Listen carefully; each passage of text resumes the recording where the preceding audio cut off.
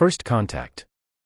The observation deck of the Galactic Concorde vessel Astral Sentinel offered an unparalleled view of the spiral arm, but Commander Meridian Valdez barely noticed the celestial tapestry beyond the viewport. Her attention remained fixed on the data packet projected before her, a signal so old that most species would have dismissed it as cosmic background radiation. "How long has it been transmitting?" she asked, her four-fingered hand adjusting the holographic display. Science Officer Zephyrin stepped forward, his translucent skin reflecting the blue glow of the instruments. "Based on degradation patterns, approximately 300 cycles. It originated from the third planet in System JX-119. Valdez frowned. "That's in the restricted zone. No spacefaring civilization should exist there." "That's just it, Commander," Zephyrin replied.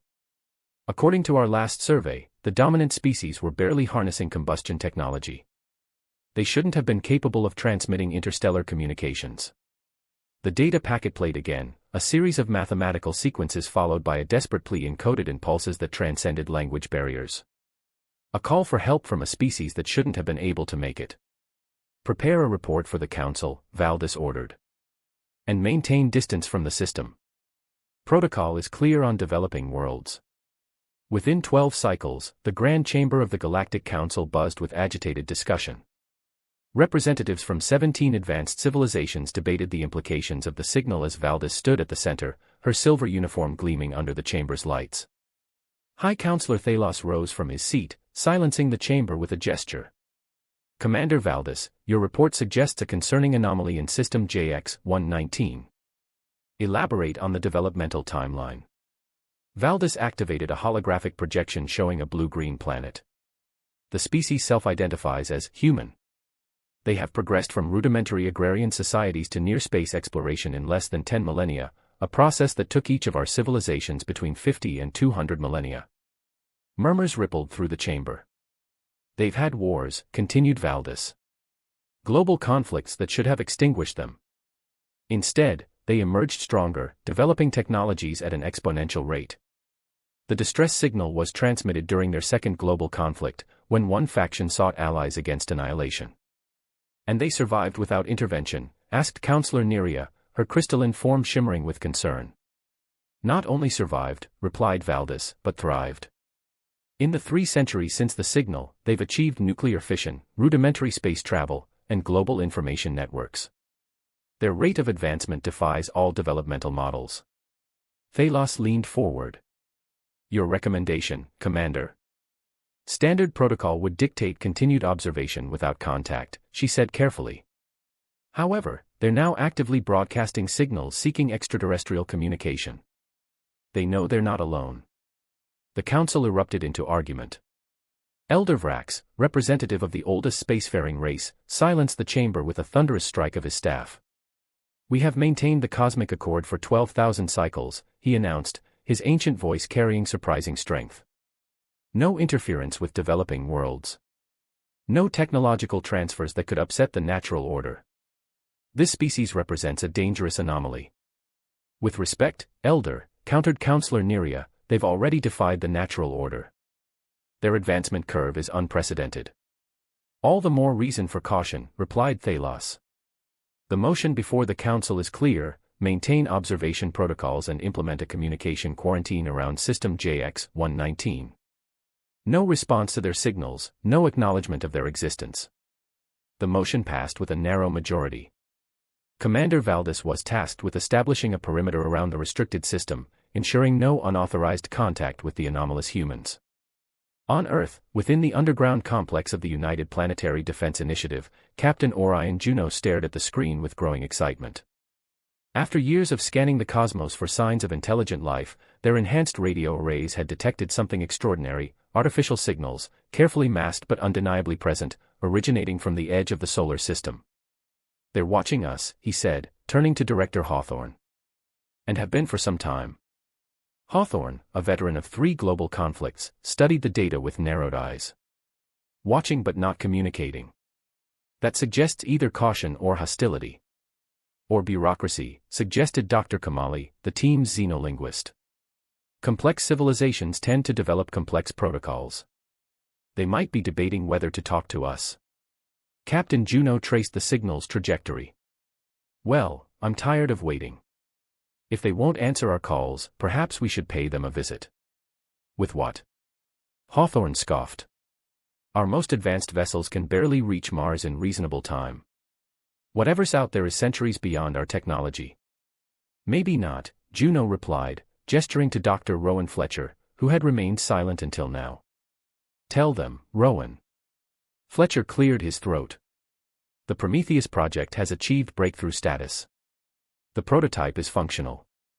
Hawthorne's eyes widened. The FTL drive.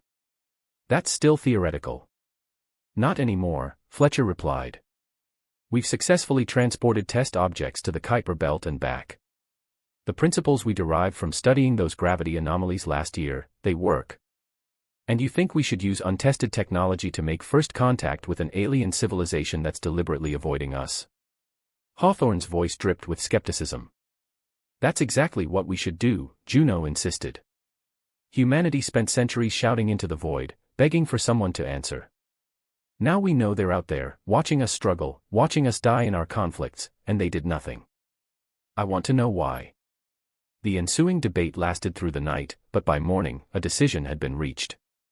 The Prometheus project would be accelerated, and a small exploratory vessel would be prepared. If the cosmic neighbors wouldn't respond to humanity's calls, humanity would knock on their door instead. Commander Valdez was completing her inspection of the observation posts around System JX-119 when the alert sounded.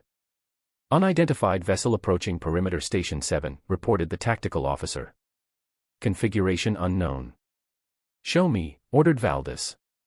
The holographic display revealed a sleek vessel unlike any in the Concord database. Its design was primitive by galactic standards, yet it moved with surprising speed and purpose. It's from the third planet, Zephyrin confirmed, his voice tight with disbelief. They've achieved faster-than-light travel. Impossible, whispered Valdez. The timeline. They're hailing us, interrupted the communications officer. Standard radio transmission, but they're using mathematical sequences similar to our own navigational codes. Valdez felt a chill run through her. They've been studying our transmissions. Observing us while we observed them. Your orders, Commander, asked the tactical officer. Before Valdez could respond, the communications panel lit up with an incoming transmission, clear, deliberate, and in perfect galactic standard, the common language of the Concord. This is Captain Orion Juno of Earth vessel Prometheus to unidentified observers. We received no answer to our distress call 3 centuries ago. We've come for that answer now.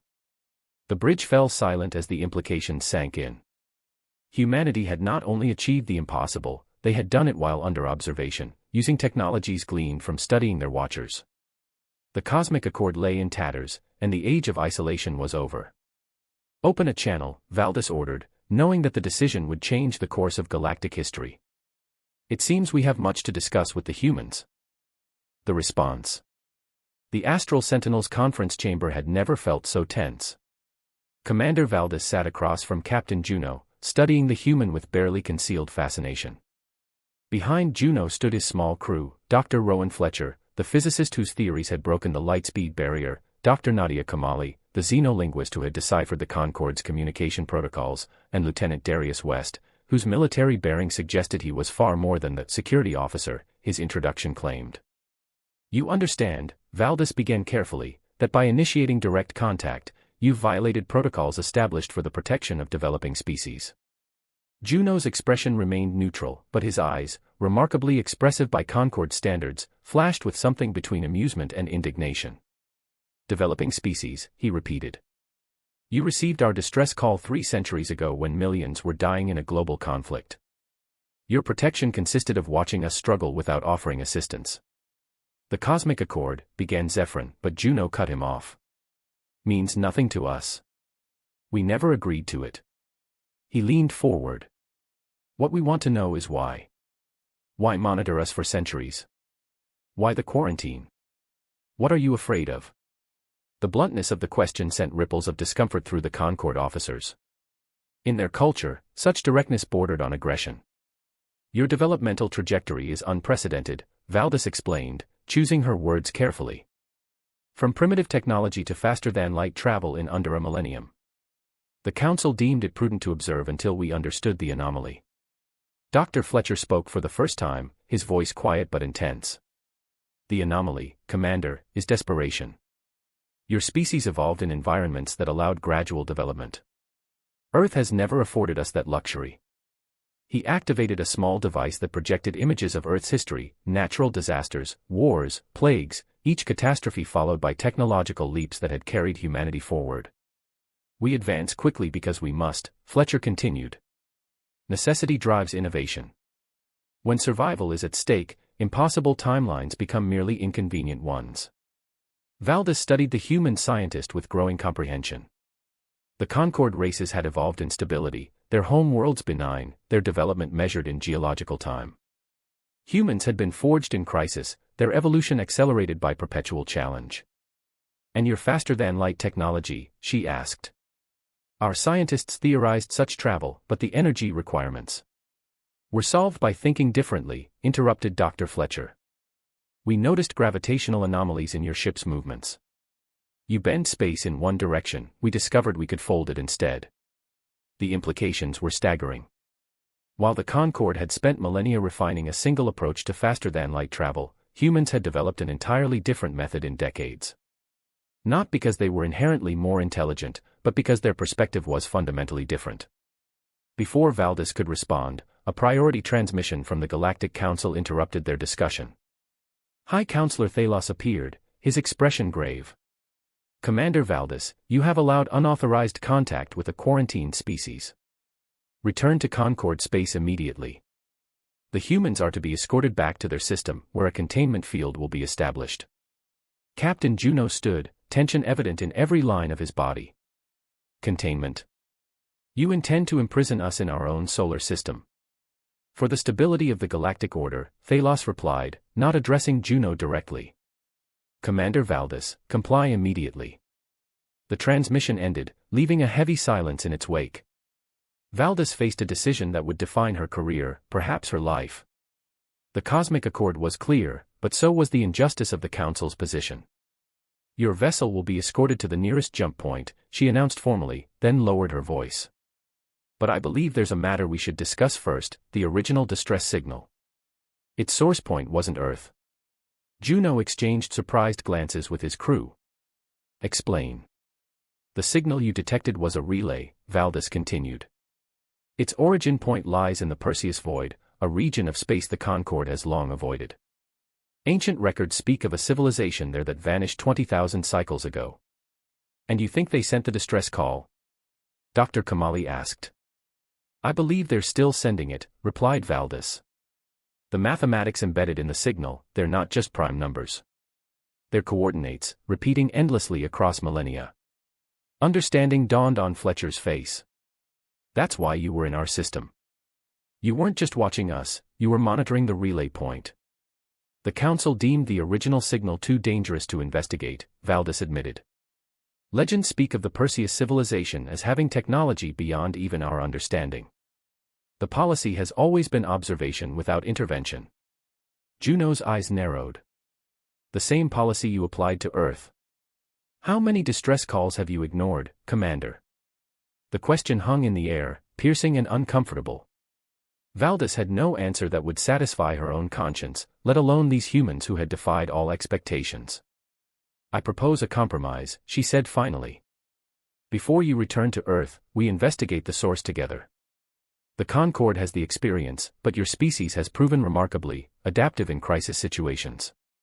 Lieutenant West spoke for the first time, his voice carrying the weight of authority. This sounds suspiciously like you're using us to investigate something your people consider too dangerous to approach themselves. Perhaps, Valdez acknowledged. Or perhaps I recognize that your perspective might see solutions where we have seen only problems for 20,000 cycles. The journey to the Perseus Void took 7 days by Concorde measurement. 7 days in which the humans and the Concorde crew established an uneasy alliance, exchanging knowledge and tentatively building trust. Dr. Fletcher and Zephyrin worked tirelessly to integrate their different approaches to space-time manipulation, creating hybrid systems that enhanced both vessels' capabilities. When they emerged from hyperspace at the coordinates embedded in the ancient signal, all conversation ceased.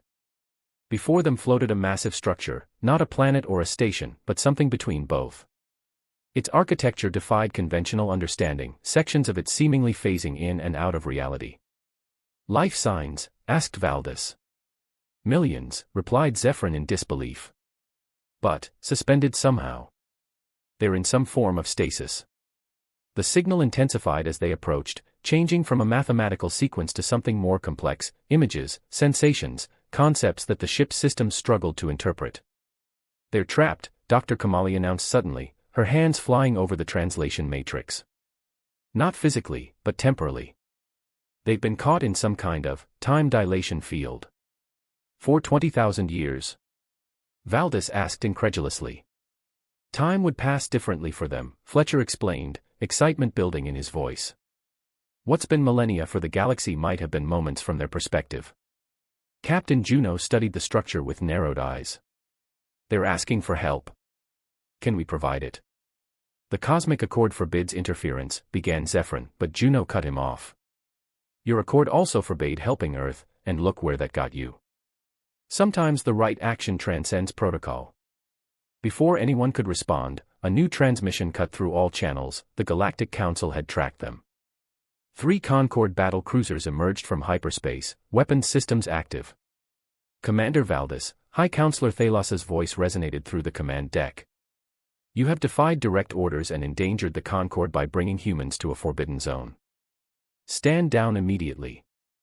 Valdis looked from the Council ships to the ancient structure, then to the humans who had accomplished in centuries what her people had taken millennia to achieve.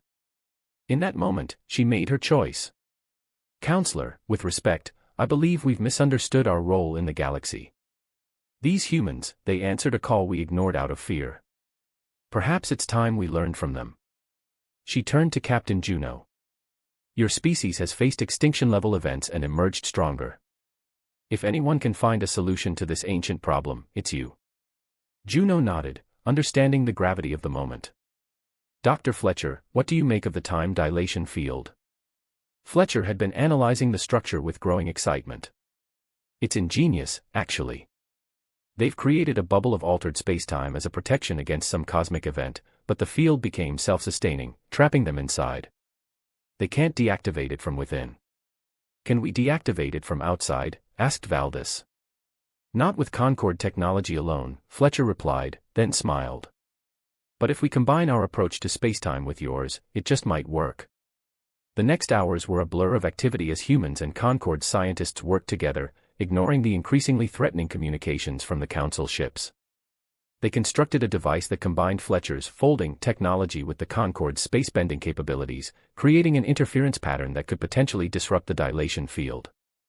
"It's ready," announced Fletcher finally. "But we'll need both ships to generate enough power." Valdis didn't hesitate. "Begin the sequence." As the combined technologies engaged, the structure before them began to shimmer, the phasing sections stabilizing into solid reality. For a moment, nothing seemed to happen, then, suddenly, the entire structure pulsed with light, and a new transmission washed over them, not in words or mathematics, but in pure emotion, gratitude. The dilation field collapsed, and the ancient civilization awoke from its 20,000-year slumber. The Council ships fell back, unprepared for the sudden emergence of technology that dwarfed their own. In the aftermath, as the rescued civilization established communication with both humans and the Concord, Captain Juno found Commander Valdis on the observation deck, watching the historic first contact unfold. "Your council won't be pleased," he remarked. "No," she agreed. "But they can't ignore what happened here. An alliance between humans, the Concord, and the Perseus civilization changes everything. The beginning of something new," Juno mused. "All because someone finally answered a distress call." Valdis turned to him, her expression solemn. "Your species didn't wait for permission to help." That's something the Concord had forgotten. Sometimes compassion must override caution. As they watched the Perseus ships awaken one by one, Juno smiled. "Perhaps that's humanity's contribution to the galaxy. Not our technology or our adaptability, but our willingness to answer when no one else dares. A dangerous quality," Valdis observed, "but perhaps one the galaxy has needed for 20,000 years." The distress signal that had echoed across space for millennia finally fell silent, replaced by the beginnings of a conversation that would reshape galactic civilization forever, all because humans, alone among the stars, had been willing to answer a call that no one else dared acknowledge.